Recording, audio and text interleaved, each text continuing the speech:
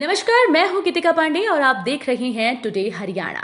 हमारे प्यारे राज्य हरियाणा से जुड़ी हुई खबरों को देखने के लिए हमारे चैनल को जरूर सब्सक्राइब करें। साथ ही आप हरियाणा के किस जिले से चैनल देख रहे हैं हमें कमेंट बॉक्स में कमेंट कर जरूर बताएं। मुफ्त योजनाओं को लेकर दिल्ली हरियाणा के सीएम में छिड़ी जंग, जानिए क्या है पूरा मामला।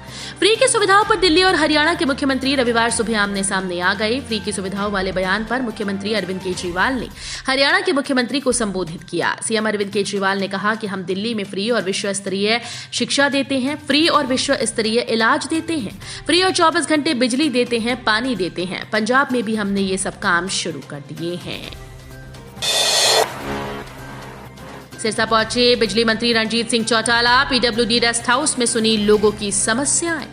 प्रदेश के बिजली और जेल मंत्री रणजीत सिंह चौटाला सिरसा पहुंचे, जहां उन्होंने पीडब्ल्यूडी रेस्ट हाउस में लोगों की समस्याएं सुनी। साथ ही इस मौके पर कई समस्याओं का समाधान किया। इस मौके पर उन्होंने मीडिया से रूबरू होते हुए कहा कि प्रदेश में बिजली की स्थिति संतोषजनक है। तकनीकी खराबी की वजह से कुछ दिक्कत कभी कभी आ जाती है। वहीं नीति आयोग की रिपोर्ट में हरियाणा को दूसरा स्थान मिला है। जन स्वास्थ्य और अभियांत्रिकी मंत्री ने पटिकरा में किया 13.27 MLD क्षमता के जलघर का शिलान्यास। जन स्वास्थ्य और अभियांत्रिकी मंत्री डॉक्टर बनवारी लाल ने रविवार को महेंद्रगढ़ जिला के गांव पटिकरा में 13.27 MLD क्षमता के जलघर के निर्माण कार्य का शिलान्यास किया। इसके बनने के बाद नगर परिषद के पूरे क्षेत्र में 70 लीटर प्रति व्यक्ति प्रतिदिन से पेयजल आपूर्ति सुनिश्चित हो सकेगी। पटिकरा में बनने वाले जलघर पर 235.16 लाख रुपए खर्च होंगी।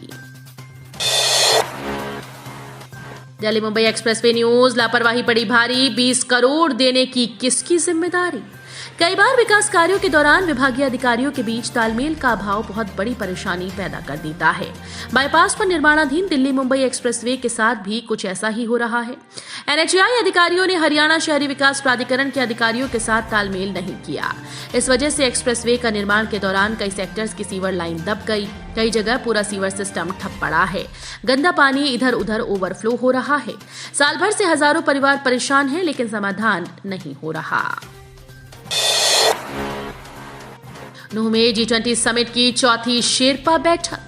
हरियाणा के नूह में G20 शिखर सम्मेलन के अंतर्गत शेरपा की चौथी बैठक 7 सितंबर तक चलेगी। भारत की अतिथि देवो भव की समृद्ध परंपरा के अनुरूप G20 शिखर सम्मेलन में आने वाले मेहमानों के स्वागत के लिए सिरहौल बॉर्डर से आयोजन स्थल तक आने वाले रास्ते पर विभिन्न प्रकार के बैनर और होर्डिंग लगाए गए हैं। उपायुक्त धीरेन्द्र खड़गटा ने पुलिस अधीक्षक नरेंद्र बिजारनिया के साथ ITC ग्रैंड भारत की ओर आने वाले सभी रास्तों पर सुरक्षा व्यवस्था के पुख्ता इंतजामातों का जायजा लिया।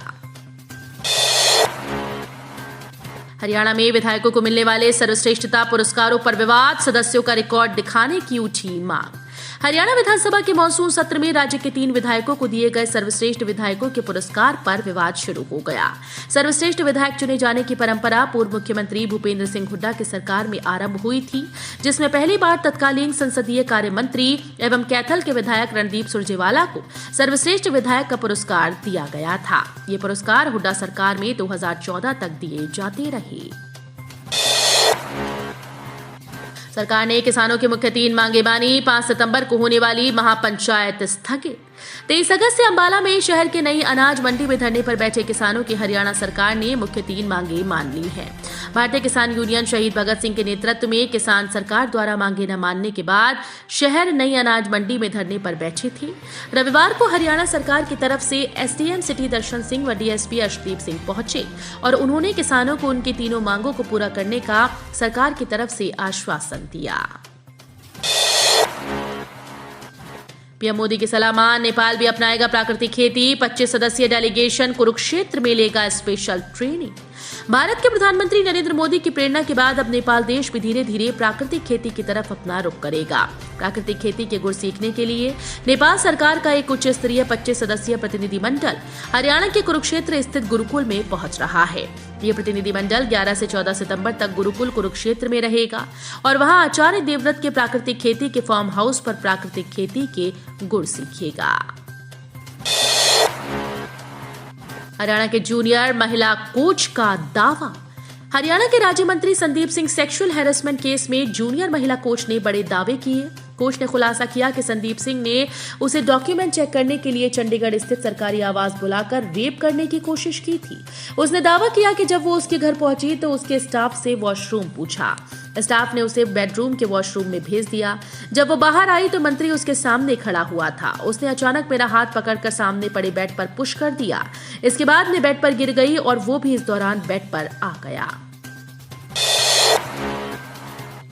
हरियाणा के 5 जिलों में डेंगू का खतरा बढ़ा। हरियाणा में डेंगू को लेकर हालात खराब होते जा रहे हैं। यहां हर रोज 62 नए केस मिल रहे हैं। सूबे में 10 दिनों में 739 लोगों में डेंगू की पुष्टि हुई। अब सूबे में मरीजों की संख्या 623 से बढ़कर 1362 पहुंच गई। 7 लोगों की डेंगू से मौत हो चुकी है, जबकि विभाग डेंगू से मरने वालों की संख्या सिर्फ 3 बता रहा है। लापरवाही का आलम तो ये है कि स्वास्थ्य विभाग ने 21 अगस्त के बाद डेंगू के लार्वा को लेकर किए जाने वाले सर्वे का काम पूरी तरह से बंद कर दिया है। कैथल में राज्य मंत्री का जनसंवाद कार्यक्रम। हरियाणा के कैथल स्थित पुंडरी विधानसभा के कई गांवों में महिला और बाल विकास राज्य मंत्री कमलेश ढांडा ने रविवार को जनसंवाद कार्यक्रम किया। कार्यक्रम के तहत राज्य मंत्री ने गांव रसीना में बस स्टैंड वाली चौपाल, गांव सिरसल में रोड चौपाल, गांव हाबड़ी में सरकारी स्कूल, गांव हजवामा में पाई रोड स्थित सामुदायिक चौपाल व गांव डींग में शिवपाल मंदिर हॉल परिसर में लोगों की समस्याएं सुनी। हरियाणा में आईपीएस अफसरों का कैडर मामला पहुंचा एचसी। हरियाणा में आईपीएस अफसरों के कैडर और एक्स कैडर्स के पदों की सूचना न देने का मामला पंजाब हरियाणा हाईकोर्ट पहुंच गया है। हाईकोर्ट ने इस मामले में हरियाणा सरकार, राज्य सूचना आयोग, एसीएस होम और डीजीपी कार्यालय के राज्य सूचना अधिकारियों को नोटिस जारी कर दिया है। हाईकोर्ट ने ये याचिका राज्य के एसीएस होम और डीजीपी ऑफिस के द्वारा मांगी गई जानकारी न देने पर लगाई गई है। अंडर 20 वर्ल्ड रेसलिंग व एशियन कुश्ती चैंपियनशिप में कांस्य पदक जीतकर लौटे रजत रूहल का हुआ जोरदार स्वागत।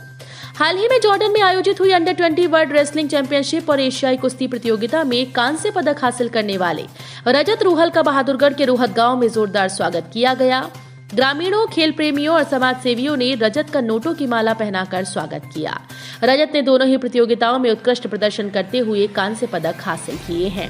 विजेता खिलाड़ी रजत रूहल ने बताया कि हाल ही में जॉर्डन शहर में अंडर 20 विश्व कुश्ती चैंपियनशिप और एशियाई चैंपियनशिप का आयोजन किया गया था।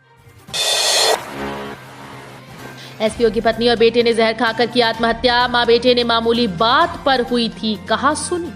पलवल के सदर थाना अंतर्गत गांव रजोलका में हरियाणा पुलिस के एसपीओ की पत्नी और बेटे ने जहरीला पदार्थ खाकर आत्महत्या कर ली। शनिवार रात मां बेटे में किसी बात को लेकर कहासुनी हो गई थी, जिसके बाद दोनों ने ये कदम उठाया। हिसार में श्रद्धालुओं से भरी ट्रैक्टर ट्रॉली पलटी। हरियाणा के हिसार स्थित सातरोड गांव में मंदिर के पास ट्रैक्टर ट्रॉली के नीचे दबने से यूपी के 49 वर्षीय बद्री प्रसाद की मौत हो गई। वहीं ट्रैक्टर ट्रॉली पलटने से करीब 15 लोग घायल हुए। सूचना पर मौके पर पहुंची पुलिस ने मृतक के शव को कब्जे में लेकर पोस्टमार्टम हाउस भेज दिया। वहीं घायलों को नागरिक अस्पताल में भर्ती कराया गया। ट्रैक्टर ट्रॉली में करीब 65 लोग सवार थे। तो ये थी हरियाणा राज्य से जुड़ी हुई आज की कुछ खास और अहम खबरें। इसी तरह की लेटेस्ट अपडेट देखने के लिए टुडे हरियाणा को जरूर सब्सक्राइब करें।